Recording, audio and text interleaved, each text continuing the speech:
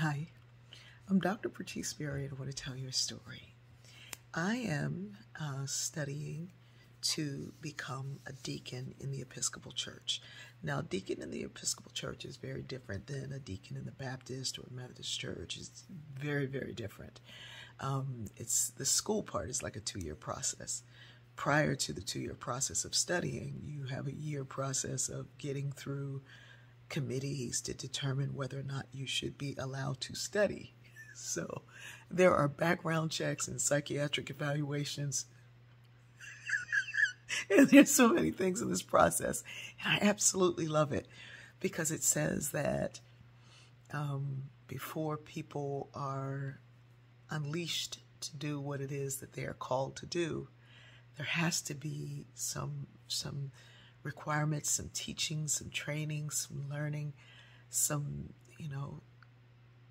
set apartness to do it. So I really, really love this process. And it's tedious and it's grueling and it feels like I'm getting another PhD. It really, really does. Anyway, I was reading a book in one of my areas of competency. Well, you have to take all of them. And I thought I was going to be done. And then they were like, oh, did we tell you there were 2 more? And I was like, stop playing. But my heart stopped at one phrase. And it said, the deacon represents the angel and the waiter.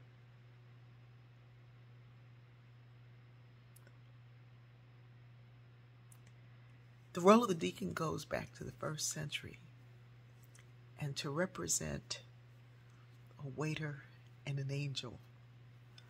I remember the first time I gathered with a bunch of deacons at a retreat, and, like when I finished eating, people were coming by and taking my plate and asking me if I wanted more water, if I wanted anything else, and I was like, y'all really are really into this service thing, aren't you?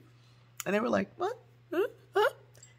And it was just like something they embodied.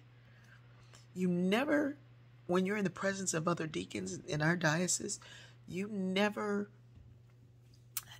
get a chance to look like there's something you need without somebody discerning it, figuring it out, and getting it for you before you can even get up. It is amazing. And as I read that, I was so humbled. And I put my head down and cried.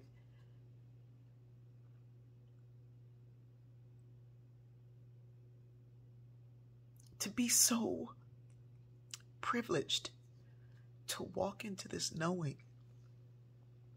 to do this thing. People ask why I get up every morning to do this. It's about being that waiter. Not a servant as in a slave, but somebody assisting others through life. That angel part is a whole nother planet. I love you.